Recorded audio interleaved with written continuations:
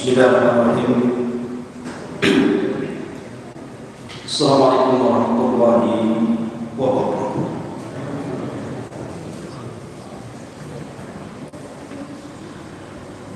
Yang billahi wassalatu wassalamu ala Rasulillah wa ala alihi wa sahbihi wa mawalah wa la hawla wa la quwwata illa billahi wa ba'd. Qala Allah azza wa jalla ya ayyuhalladzina amanu taqullaha haqqa tuqatih wa la tamutunna illa wa antum muslimun.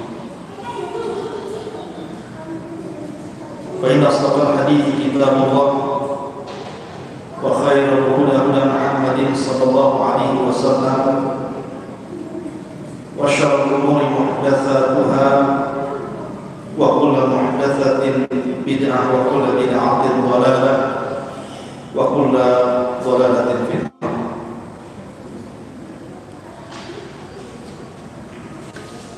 Ma'asyiral muslimin yang dimuliakan Allah Subhanahu wa taala.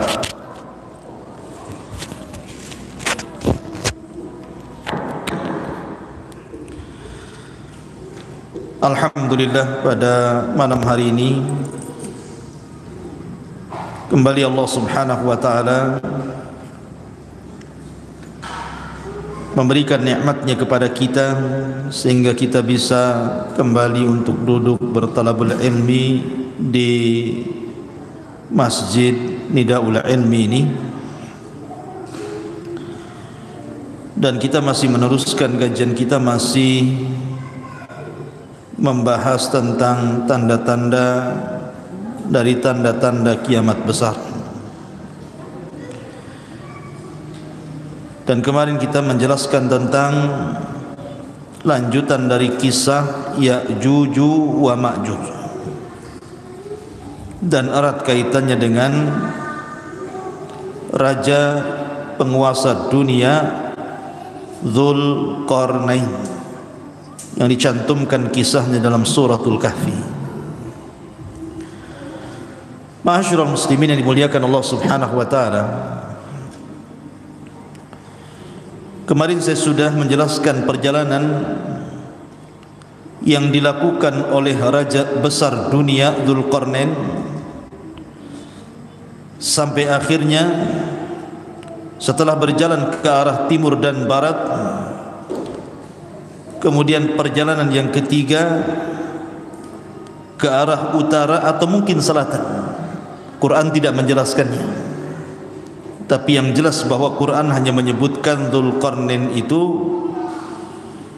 berjalan ke tiga arah, ke arah barat, ke arah timur, dan ke arah yang di situ ada dua bukit yang kelak dijadikan benteng penghalang, Ya'juj wa Ma'juj, dan kabilah yang meminta dibuatkan benteng. Kemarin kisahnya sampai di situ. Ma'asyiral muslimin yang dimuliakan Allah Subhanahu wa taala, siapa Ya'juj dan Ma'juj itu? Kita tahu bahwa Ya'juj dan Ma'juj fitnahnya tentu berbeda dengan fitnah Dajjal. Kalau Dajjal itu betul-betul diciptakan oleh Allah Subhanahu wa taala untuk memfitnah agama manusia. Tetapi Ya'juj dan Ma'juj tidak ada kaitan dengan itu. Ya'juj dan Ma'juj itu murni hanya makhluk perusak. Tidak ada kaitan dengan masalah fitnah agama. Ada yang mengatakan bahwa Ya'juj dan Ma'juj itu adalah al-ikhwatu lil ab, saudara kita dari jalur ayah, maksudnya Adam alaihi salatu wassalam. Jadi ketika Adam alaihi salatu wassalam bermimpi basah, kemudian spermanya menumpah bumi, maka sperma yang menimpa bumi itulah yang kemudian menjadi Ya'juj wa Ma'juj. Sehingga ada yang mengatakan bahwa Ya'juj dan Ma'juj itu saudara kita seayah. karena bukan dari rahimnya Hawa, tetapi dari tanah. Cuman spermanya sperma Adam tumpah ke tanah jadi Ya'juj Ma'juj gitu. Tapi jelas pendapat ini sangat bertentangan sekali, karena kalau seperti itu berarti Ya'juj dan Ma'juj itu punya keistimewaan. Sebagaimana Isa tercipta tanpa ayah, kemudian Hawa tercipta tanpa ibu, maka Ya'juj Ma'juj nanti sekedudukan dengan Hawa. Mustahil kalau pendapat ini dibenarkan. Maka pendapat yang kuat wallahu alam bahwa Ya'juj wa Ma'juj adalah keturunan Yafis ibn Nuh alaihi salatu wassalam. Kita tahu bahwa Nuh alaihi salatu wassalam itu kan memiliki 4 putra. Yang satu kafir, namanya Kan'an, yang kemudian mengikuti agama ibundanya, dan istrinya Nuh kafir. Tetapi yang 3 mukmin mengikuti agama Nuh. Syam yang merupakan bapa bagi bangsa Arab, terlahir dari Syam ini banyak kalangan para nabi dan rasul. Kemudian ada Ham. Dari Ham ini lahir orang-orang yang berkulit hitam. Kemudian yang ketiga ada Yafis. Dari Yafis ini lahir banyak kabilah, salah satunya adalah Ya'juj dan Ma'juj. Jadi Ya'juj dan Ma'juj itu keturunan Yafis putra Nuh alaihi salatu wassalam. Itu yang benar. Dia manusia sama dengan kita. Tetapi Allah Subhanahu wa taala berikan usia yang panjang. Dalam pengasingan Ya'juj dan Ma'juj itu, karena mereka tidak bisa keluar sebab benteng yang menghalang mereka untuk keluar, Allah berikan usia yang panjang. Artinya bahwa mereka akan semakin banyak jumlah mereka dan populasinya di balik dinding yang dibuat Dzulqarnain itu, sehingga jumlahnya saking banyaknya tidak ada yang tahu kecuali Allah Subhanahu wa taala. Makanya ketika Allah Subhanahu wa taala menjelaskan tentang banyaknya jumlah mereka, Allah katakan dalam surah Al-Anbiya ayat 96, hatta idza futihat Ya'juj wa Ma'juj wa hum min kulli hadabin yansirun. Sehingga apabila benteng Ya'juj dan Ma'juj itu sudah dihancurkan, maka mereka akan datang seperti air bah yang turun dari ketinggian. Saking banyaknya, saking banyaknya Ya'juj dan Ma'juj itu sehingga tidak bisa dihitung berapa jumlahnya. Bahkan ketika Nabi Allah Adam alaihi salatu wassalam berdialog dengan Allah Azza wa Jalla dan mengatakan, ya Adam bi'tha ahli nar, wahai Adam, utuslah dari turunanmu para penghuni neraka. Adam alaihi salatu wassalam kaget karena di antara turunannya ada yang akan menjadi penghuni neraka. Kemudian Adam bertanya kepada Allah Azza wa Jalla, apa maksudnya? Maka Adam alaihi salatu wassalam kaget ketika Allah mengatakan, keluarkan dari 1000 keturunanmu 999 masukkan mereka ke dalam neraka dan 1 masukkan ke dalam surga.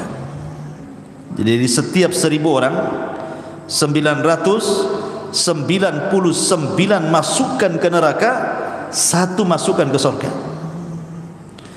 Yang dimaksud 999 itu maksudnya dari Ya'juj wa Ma'juj dan 1 dari kita. Jadi perbandingan angkanya, kalau seseorang itu hendak melawan Ya'juj dan Ma'juj itu 1 lawan 999 Ya'juj dan Ma'juj. Kira-kira menang enggak tuh kalau kelahi 1 melawan 999? Enggak akan menang. Keroyok 10 orang itu udah mati. Ya. Ini 999, antum sendirian. Makanya Nabi SAW mengatakan, innakum taqulun la aduwa lakum. Ketika kaum muslimin berada di atas puncak karir mereka karena mereka sudah menguasai bangsa Arab, Mekah dan Madinah dan sekitarnya. Maka para sahabat dikira sudah tidak ada perang lagi, apalagi setelah tragedi Fathu Mekah. Mana lagi yang mau diserang? Maka Nabi mengatakan, innakum taquluna la aduwwa lakum, kalian katakan tidak ada musuh lagi bagi kalian. Kata Nabi sallallahu alaihi wasallam, wa innakum lan tazalu tuqatiluna hatta ya'tiya ya'juj wa ma'juj iradul wujuh sigharul uyun wa min kulli hadabin yansilun ka'anna wujuhahum al-mujanul mutraqah. Kata Nabi sallallahu alaihi wasallam, kalian sangka kalian tidak memiliki musuh lagi? Tidak. Bahkan kalian akan senantiasa berperang sampai datang kepada kalian Ya'juj dan Ma'juj. Mereka bulat wajahnya, kecil matanya, mereka datang dari semua arah dan wajahnya seperti tameng yang biasa digunakan untuk berperang. Mujanul mutraqah. Artinya Nabi SAW mengatakan bahwa kita akan berperang melawan mereka Ya'juj dan Ma'juj di akhir zaman, dan tidak akan menang, karena Allah Subhanahu wa taala menghabarkan sendiri lewat lisan Nabi SAW kepada Isa bin Maryam untuk membawa sisa pasukan bersembunyi di Bukit Tur. Jadi Allah Subhanahu wa taala sendiri yang meminta kepada Isa untuk tidak melawan mereka. Makanya Nabi SAW mengatakan bahwa akan datang kepada kalian dua kabilah besar Ya'juj dan Ma'juj, dan kalian tidak akan sanggup memerangi mereka. Kalian tidak akan sanggup menghadapi perang melawan mereka. Maka Allah perintahkan Isa untuk membawa sebagian pasukan kaum muslimin bersembunyi di tempat persembunyian yang pertama, Bukit Tur. Di situ mereka bersembunyi. Ketika Ya'juj dan Ma'juj, tidak ada lagi yang melawan mereka, karena yang paling kuat kan pasukan Isa bin Maryam. Kalau pasukan sekuat itu tidak bisa melawan Ya'juj dan Ma'juj, siapa yang akan melawan Ya'juj dan Ma'juj? Sehingga kemudian Ya'juj dan Ma'juj dengan sangat senangnya masuk ke desa-desa, masuk ke daerah-daerah, masuk ke negara-negara, hanya untuk membantai di luar rasnya. Siapapun di luar rasnya dibantai. Bahkan dalam riwayat dimakan bangkainya, kanibal. Habis dibunuh dimakan pula bangkainya. Itulah Ya'juj wa Ma'juj itu. Makanya tidak ada satupun bumi sama dengan Dajjal. Dajjal kan tidak ada sejengkal bumi kecuali diinjak Dajjal. Maka Ya'juj wa Ma'juj juga sama. Bumi ini dipenuhi oleh mereka, dipenuhi oleh Ya'juj dan Ma'juj itu, sehingga fitnahnya menyebar seantero dunia.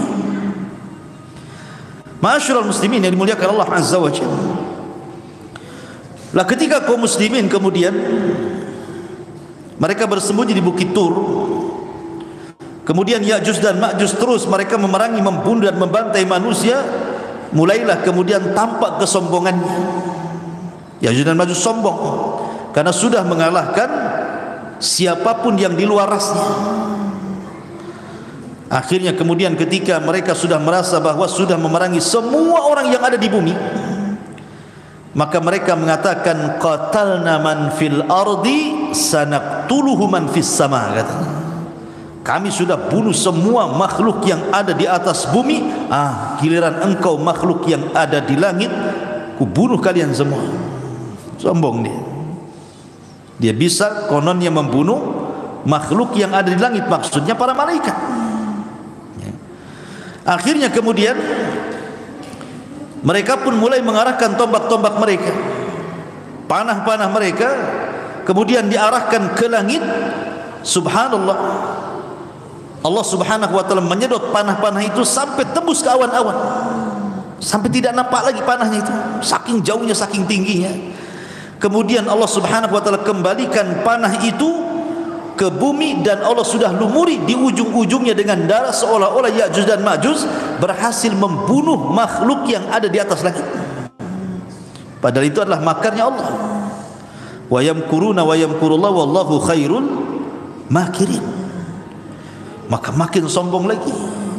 Makhluk bumi sudah kami bantai, makhluk langit sudah kami bantai, kira-kira makhluk mana lagi? Akhirnya kemudian Nabi Isa bin Maryam pun kemudian berdoa kepada Allah Subhanahu wa taala. Kemudian setelah berdoa kepada Allah Subhanahu wa taala agar Allah memberikan pertolongan kepada mereka. Coba anak-anak ada yang tertibkannya. Jadi akhirnya kemudian Allah Subhanahu wa taala mengabulkan doa Isa bin Maryam. Doanya Isa bin Maryam agar Allah Subhanahu wa taala menghancurkan sehancur-hancurnya Ya'juj wa Ma'juj ini. Maka Isa terus berdoa sampai akhirnya betul-betul Allah Subhanahu wa taala azab Ya'juj wa Ma'juj ini dengan hanya mengutus hewan yang paling kecil, namanya nagof. Nagof itu semacam ulat. Ulat itu disebut nagof dalam bahasa Arab. Itu yang menghancurkan Ya'juj dan Ma'juj. Dan ingat tentara Allah Subhanahu wa taala, kalau kita melihat sejarah-sejarah, rata-rata binatang kecil yang diutus kan. Ketika pasukan Abrahatul Asram atau dikenal dengan Ashabul Fil hendak menyerang Ka'bah, siapa tentara Allah yang Allah utus? Ababil, burung-burung laut. Ya. Kemudian juga ketika Allah Subhanahu wa taala mengazab kaum Sabah karena kufurnya mereka kepada Allah Subhanahu wa taala, maka Allah Subhanahu wa taala mengutus siapa? Mengutus tikus-tikus sebesar kucing. Ada enggak tikus sebesar kucing? Mungkin tikus got tuh. Kan besar-besar tuh di Jakarta. Tikus istana pula. Bukan, tikus-tikus got itu kan besar-besar. Nampak kucing saja, kucing yang lari kalah besar. Ya. Jadi ada tikus-tikus sebesar kucing itu yang diutus oleh Allah Azza wa Jalla untuk menggerogoti Sad Ma'rib, bendungan yang ada di Ma'rib. Oh, kalau sekarang bendungannya udah canggih lah, pakai tembok. Tikusnya pun giginya rompang lah kalau zaman dulu kan pakai kayu. Jadi digerogoti habis. Jadi memang betul-betul diutus oleh Allah Azza wa Jalla tikus-tikus besar sehingga menggerogoti bendungan. Ketika kemudian tikus-tikus berhasil menggerogoti kayu-kayunya, jebollah bendungan itu, kemudian menghancurkan negeri Sabah. Kalau Allah mau mengutus tuh nggak usah ngutus buaya, apalagi buaya darat. Jadi bukan kecil, burung laut, kemudian tikus. Di sini ulat pula. Ya. Yang diutus oleh Allah Subhanahu wa taala ulat-ulat kecil. Setiap satu Ya'juj dan Ma'juj satu ulat. Allah Subhanahu wa taala sebar ulat di mana-mana di malam hari ketika Ya'juj wa Ma'juj sedang terlelap tidur.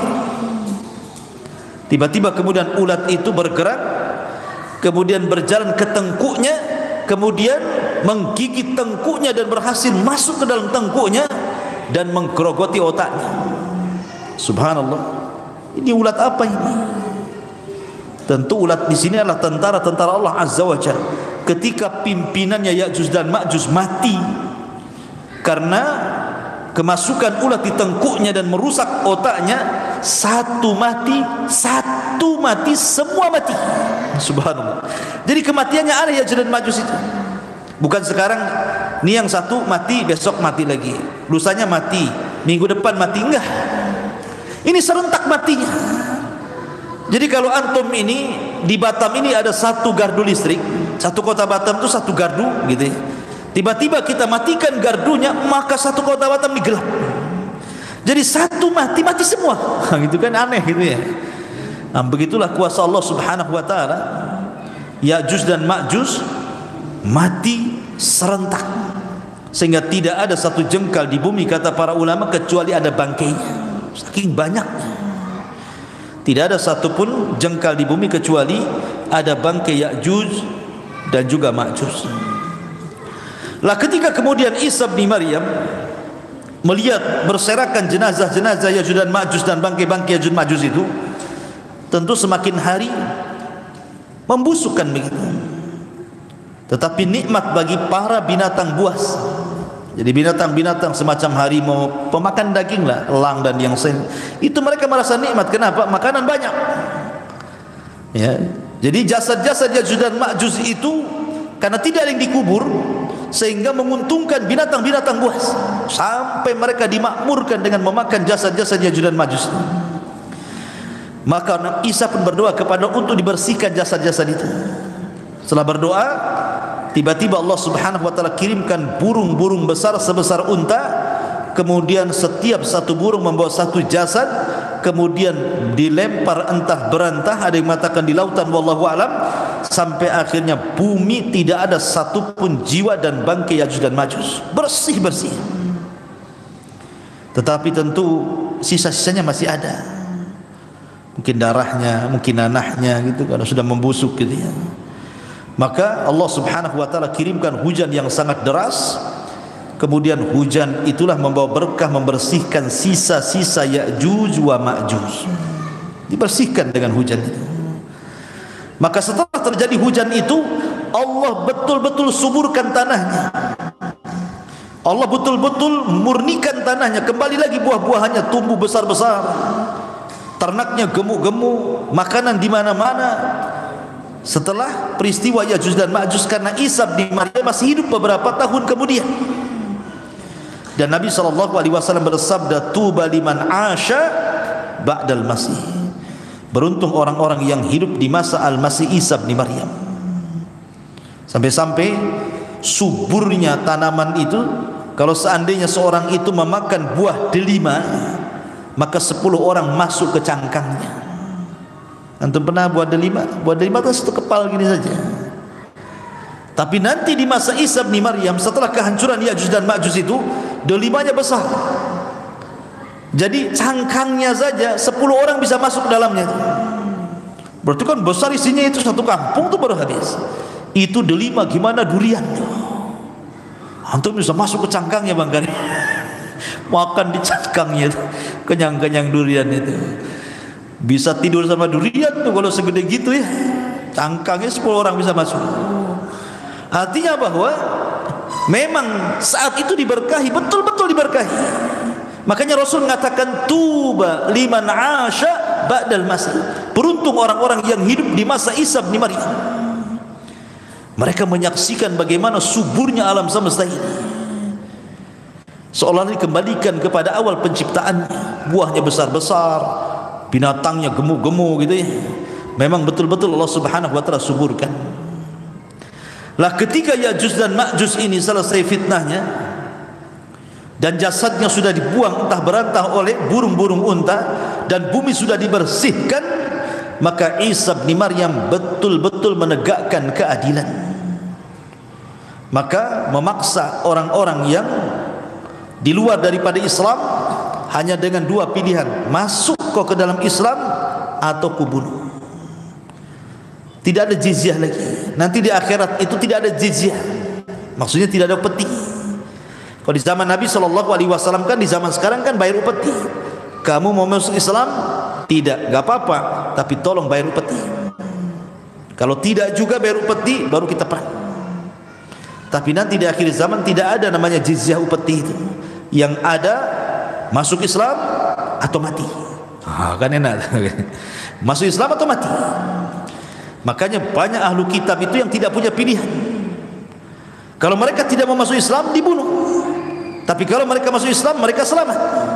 Makanya sebagian besar ahli kitab nanti di akhir zaman, mereka akan mengikuti syariat Muhammad SAW atas jasa Isa bin Maryam, sebagaimana terisyarat dalam Al-Quranul Karim, wa im min ahlil kitab illa la yu'minanna bihi qabla mautihi. Dan nanti sebagian besar ahli kitab itu akan beriman kepada syariat Nabi SAW sebelum kematian Isa bin Maryam, sehingga mereka akan masuk Islam dari mana-mana, ahli kitab itu. Karena Isa mengikuti agama Nabi, secara otomatis orang-orang Nasrani atau Yahudi mau tidak mau mereka harus mengikuti ajaran Nabi. Karena Isa aja surat di belakang Imam Mahdi untuk menunjukkan bahwa setiap kaum itu ada amirnya. Ma'asyiral muslimin yang dimuliakan Allah Subhanahu wa taala, ada sebuah hadis yang tercantum dalam Sahih Bukhari dari Zainab bintu Jahsin, Nabi SAW bersabda, wailun lil arabi min syarri qad iqtarab. Kata Rasul, celaka bagi bangsa Arab, keburukan telah mendekati mereka. Ini di zaman Nabi. Rasul mengatakan celaka bagi bangsa Arab, keburukan yang besar sedang menerpanya. Kemudian Nabi mengatakan, fataha min radmi ya'juj wa ma'juj mithla hadhi wa halaqa bi isba'aihi al-ibham wallati taliha. Qalat Zainab faqaltu ya Rasulullah.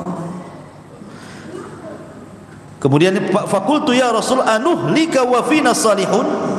Qala na'am idza kathura al-khabath. Jadi kata Zainab bintu Jahsin, dia mengatakan suatu ketika Nabi SAW pernah masuk sehingga mengejutkan para sahabat. Kemudian mengatakan la ilaha illallah, celaka bagi bangsa Arab, keburukan telah dekat menimpa mereka. Kemudian kata Nabi SAW, sungguh telah terbuka sedikit dari benteng Ya'juj wa Ma'juj. Kemudian Nabi melingkari jempolnya, kemudian menggabungkan dengan telunjuk dan membuat lingkaran seperti ini. Kata Nabi SAW, bentengnya Ya'juj dan Ma'juj di zaman Rasul sudah berhasil dilubangi seperti ini, sebesar ini. Jadi mereka bisa ngeker tuh dari luar, dari dalam keluar itu. Itu di masa Nabi tuh. Bagaimana di masa sekarang kan gitu ya? Di masa Nabi saja sudah 1 dirham tuh, sudah berlubang sebegini. Ya. Otomatis maka semakin mendekati kiamat lubang itu semakin besar. Biar mereka keluar dan membenarkan sabda Nabi SAW.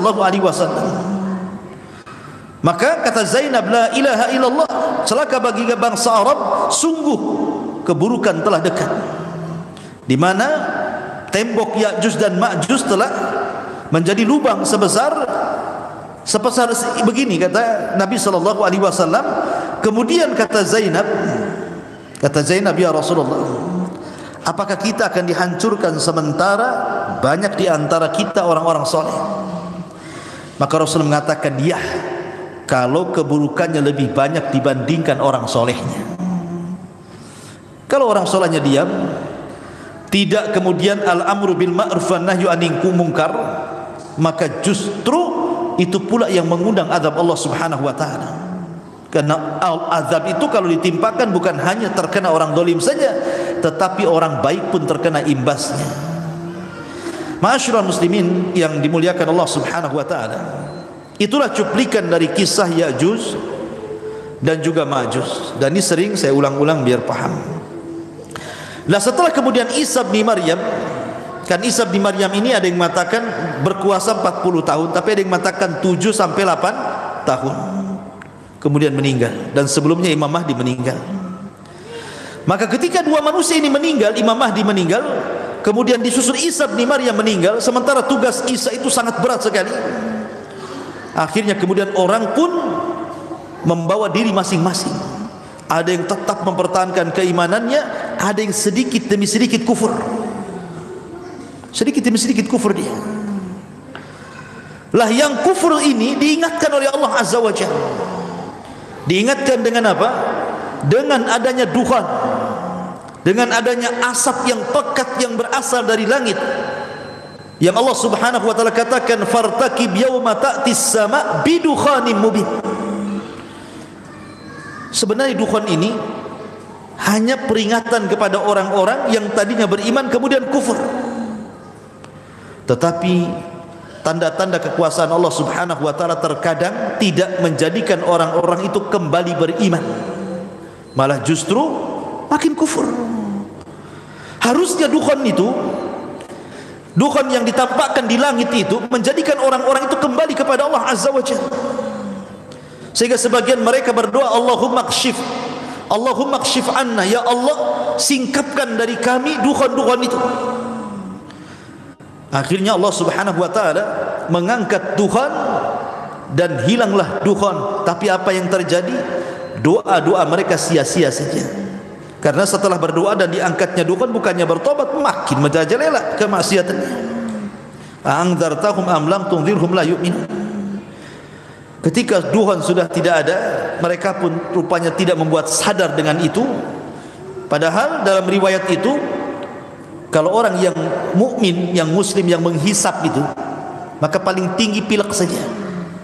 Tapi kalau orang kafir, munafik yang menghisap dukun itu, maka mereka akan mengalami kesakitan yang luar biasa, bahkan bisa mengalami kematian. Itulah dukun bagi orang-orang kafir.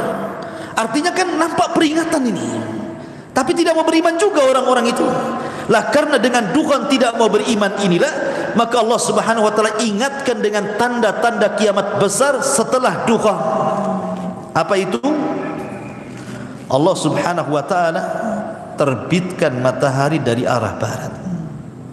Terjadi silang pendapat antara kemunculan binatang yang bisa bicara yang keluar dari perut bumi dan antara terbitnya matahari dari arah barat. Ada yang mengatakan binatang itu keluar, baru kemudian terbit matahari dari arah barat.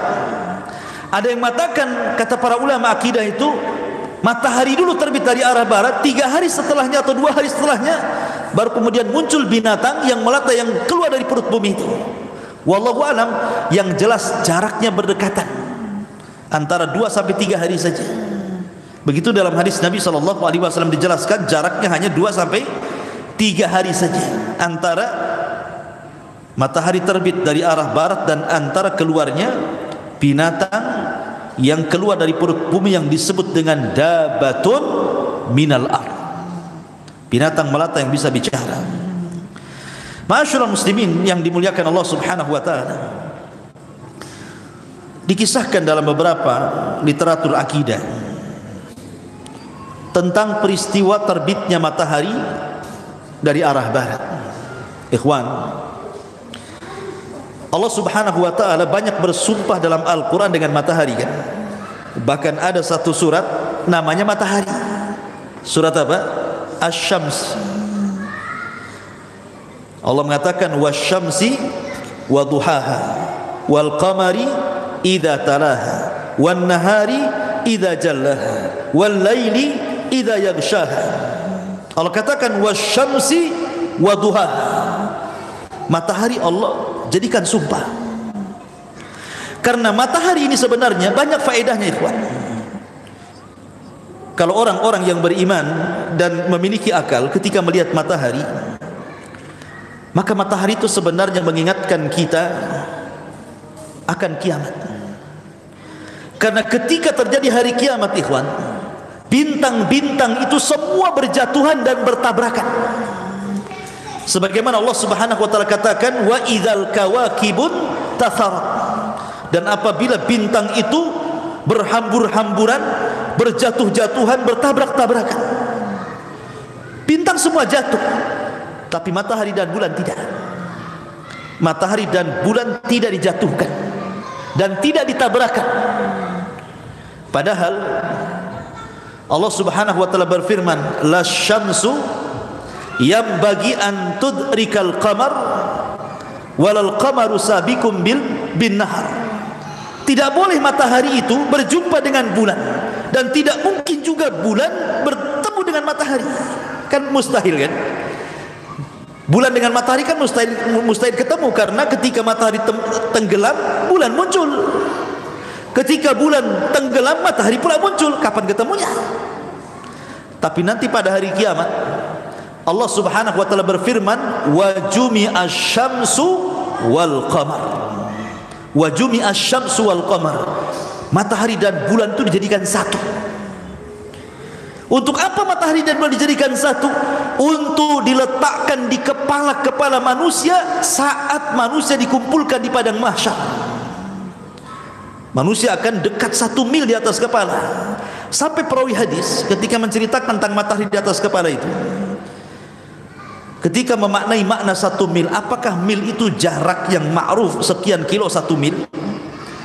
Ataukah yang dimaksud mil itu artinya alat untuk bercelak? Kan ada gagang celak itu disebut mil dalam bahasa Arab. Kalau seandainya mil itu adalah gagang celak, berarti nggak sampai 1 jengkal matahari di atas kepala itu. Karena kan gagang celak kecil segini saja. Emang seberapa gagang celak? Ya. Tapi kalau yang dimaksud mil itu adalah jarak dari sekian kilo 1 mil, mungkin agak jauh dari kepala, tapi itu pun terlampau dekat dengan kepala kita. Di dunia saja ikhwan, Allah itu sudah meletakkan matahari sesuai porosnya. Sebab bergeser saja matahari dari tempatnya, dekat dengan bumi, terbakar bumi ini. Ataupun seandainya matahari ini menjauh dari porosnya, beku bumi ini. Tapi Allah letakkan pas di tengah-tengah dengan memberikan hawa yang tidak membuat terbakar dan tidak membuat beku. Itulah luar biasa. Allah Subhanahu wa taala meletakkan matahari itu di porosnya. Tapi nanti pada hari kiamat, matahari ini akan datang kepada Allah Subhanahu wa taala untuk meminta izin diterbitkan dari arah barat. Hadis Abu Hurairah radhiyallahu an, ketika Nabi SAW bersabda, "Atadruna aina syamsu?" Kalian tahu kemana matahari pergi? Kata Rasul. Kata sahabat, Allah wa Rasulullah alam. Rasul, Allah dan Rasulnya yang tahu. Kata Nabi, sungguhnya matahari itu ketika terbenam, maka dia akan naik menuju Allah Subhanahu wa ta'ala. Kemudian sujud di bawah arasy-Nya. Hampir-hampir Allah tidak mengizinkan dia untuk terbit dari arah timur dan disuruh terbit dari arah barat. Dari sini menunjukkan bahwa matahari itu tidak mengelilingi bumi. Maksudnya begitu. Matahari tidak mengelilingi bumi. Matahari itu menghadap Allah setiap hari. Sujud di hadapan Allah di bawah arasy-Nya. Hampir-hampir Allah tidak mengizinkan untuk terbit dari arah timur dan disuruh terbit dari arah barat. Sampai pada waktunya, ketika Allah Subhanahu wa taala izinkan matahari terbit dari arah barat, maka di situ tidak ada manfaat lagi keimanan seseorang. Jadi sesungguhnya kalau orang melihat matahari ikhwan, banyak faedah yang kita bisa petik. Salah satunya tadi mengingatkan akan kiamat. Kemudian juga matahari juga mengingatkan kepada kita tentang lemahnya kita di hadapan Allah Subhanahu wa taala. Jangankan di hadapan Allah, di hadapan makhluknya saja kita lemah. Coba matahari itu ketika terang-terangnya di atas sana kan, antum jangan pakai kacamata hitam, antum pandang matahari selama-lamanya. Kira-kira apa yang terjadi dengan mata antum itu? Bisa mengalami kebutaan ikhwan, ya kan? Menunjukkan kita lemah di hadapan matahari. Kita nggak kuat loh. Gimana kemudian melihat yang menciptakannya? Makhluknya saja baru matahari kita sudah lemah. Bagaimana dengan zat yang menciptakan matahari? Lebih lemah lagi kita. Karena Allah Subhanahu wa taala itu punya tabir, dan tabir antara dia dengan kita itu cahaya. Kalau seandainya tabir tersingkap, kata Rasul, la akhraqat ma bainas sama'i wal ardi. Satu langit satu bumi akan terbakar semuanya. Itu kalau Allah, itu baru hijabnya.